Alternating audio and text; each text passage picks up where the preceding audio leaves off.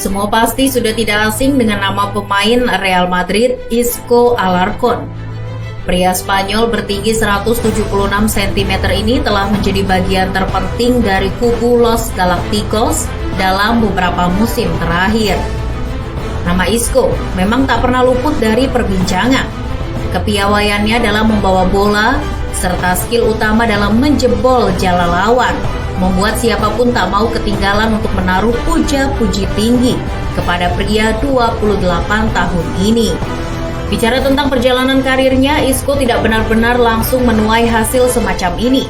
Ada banyak sekali hal yang harus dihadapi, mulai dari penolakan sampai klaim bahwa dirinya akan sulit menembus posisi inti. Francisco Roman Alarcón Suarez, atau lebih dikenal Isco, lahir pada tanggal 21 April 1992 di Benalmádena, Spanyol.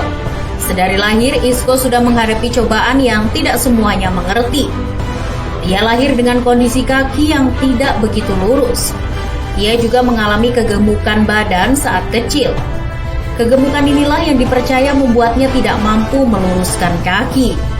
Hal tersebut jelas membuatnya khawatir jika melihat cita-citanya adalah pemain sepak bola. Ya, sedari kecil Isco memang sudah sangat menyukai permainan sepak bola. Ia sering sekali bermain bola sepulang dari sekolah, entah itu bersama saudara laki-lakinya atau bersama teman-teman sebayanya. Malah, jika tidak ada teman untuk diajak bermain, ia akan tetap menendang bola kesayangannya. Meski memiliki keterbatasan fisik yang tidak biasa, Isco memiliki tekad yang lebih besar. Ia tidak mau kekurangan yang ada malah menghalangi impiannya. Isco bekerja keras untuk menurunkan berat badannya sebelum masuk di akademi sepak bola pertamanya.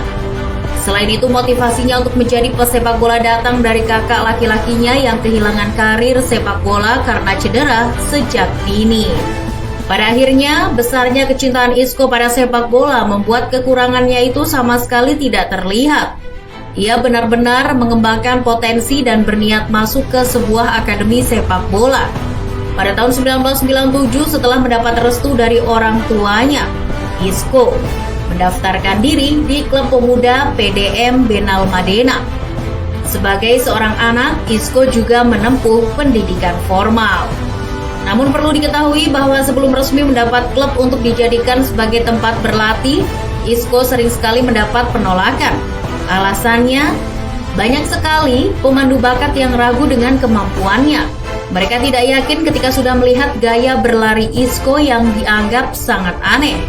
Banyak yang berkomentar kalau Isco tidak memiliki gaya lari seperti pemain sepak bola pada umumnya.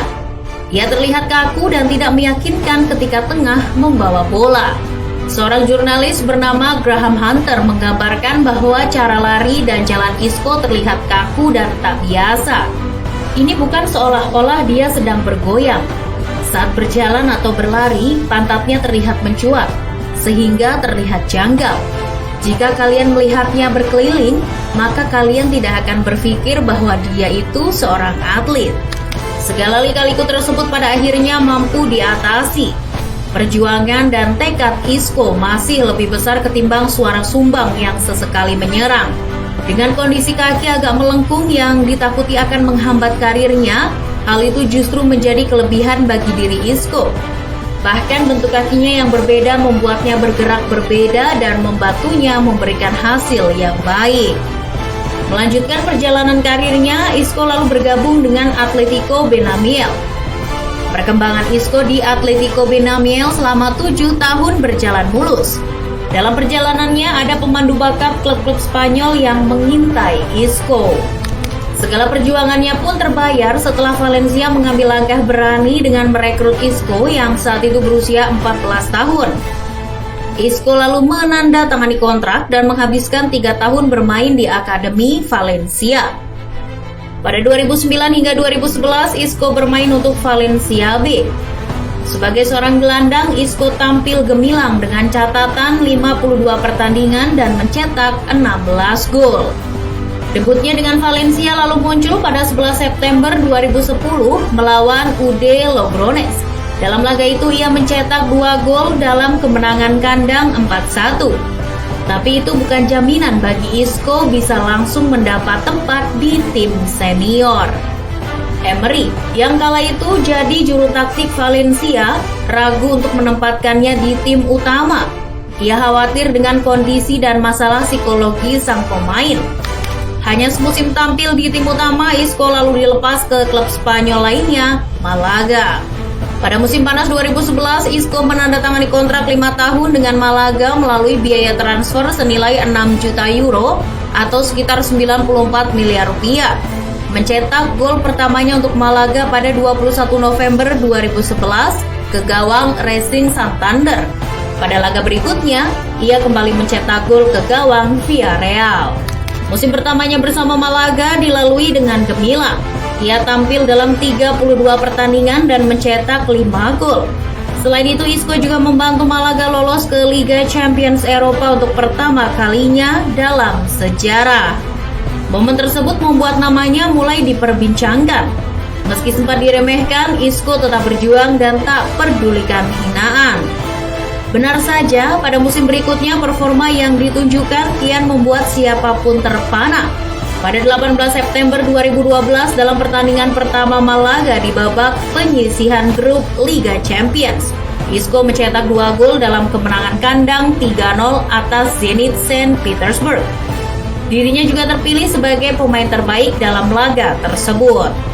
3 bulan kemudian, Isco mencetak 1 gol dan membantu Malaga mengalahkan Real Madrid di ajang La Liga dengan skor 3-2. Pada akhir tahun 2012, Isco kemudian berhasil memenangkan penghargaan Golden Boy, yakni penghargaan dari jurnalis bagi pemain muda yang tampil apik di ajang Eropa. Ia mengalahkan Steven El Shaarawy dan Thibaut Courtois. Pada Januari 2013, Isco menandatangani kontrak baru dengan Malaga.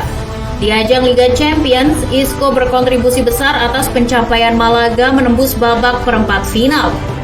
Di musim tersebut, Isco mencetak 12 gol dari 47 pertandingan di semua ajang. Selama 2 musim membela Malaga, Isco membuktikan diri bahwa penilaian Emery terhadap dirinya adalah salah. Ia menjadi tulang punggung lini tengah Malaga.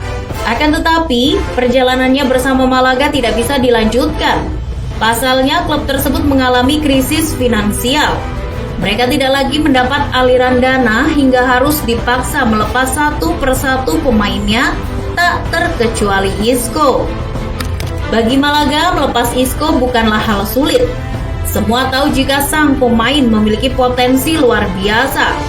Ia sudah dicap sebagai salah satu bintang Spanyol dan layak tampil di klub yang lebih menjanjikan. Kala itu, Manuel Pellegrini yang baru saja menjadi pelatih baru Manchester City sangat berminat mendatangkan Isco ke Etihad Stadium. Namun bukan hal mudah bagi klub asal Inggris untuk mendatangkan Isco. Hal tersebut berkaitan dengan ketertarikan yang tak kalah tinggi dari raksasa ibu kota, Real Madrid. Real Madrid yang mengajukan tawaran sebesar 30 juta euro atau sekitar 470 miliar rupiah pun langsung diterima. Pada Juni 2013, Isco resmi berkostum Real Madrid yang kala itu ditangani Carlo Ancelotti. Isco melakoni debut di laga melawan Real Betis, di mana El Real berhasil memetik kemenangan 2-1. Namun sayang, musim pertamanya di Estadio Santiago Bernabeu tidak berjalan mulus. Ancelotti memang memberikan kesempatan tampil kepada Isco, tapi bukan sebagai pemain reguler. Dia lebih sering memulai laga dari bangku cadangan. Keadaan semakin diperparah dengan hadirnya juru taktik baru Rafael Benitez. Untungnya Benitez hanya bertahan selama setengah musim di Bernabeu. Posisi Benitez pun diambil alih Zinedine Zidane. Praktis, posisi Isco terasa aman, mengingat Zidane adalah sosok yang punya andil besar dalam kepindahannya ke Real Madrid pada 2013. Namun meski pada musim 2015-2016 Isco mencatatkan 43 penampilan di semua ajang dengan 13 laga dimulai dari bangku cadangan serta mencetak total 5 gol, dirinya benar-benar kepayahan.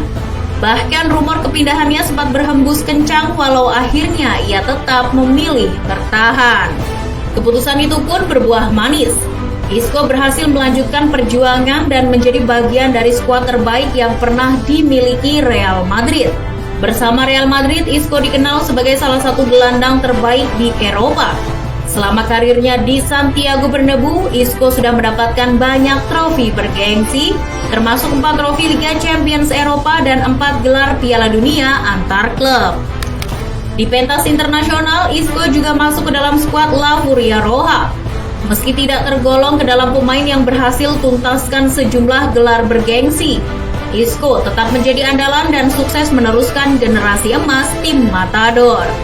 Melalui langkah yang dianggap tidak sempurna, Isco berhasil menduduki tangga juara. Bukan hanya sebentar, namun untuk waktu yang cukup lama.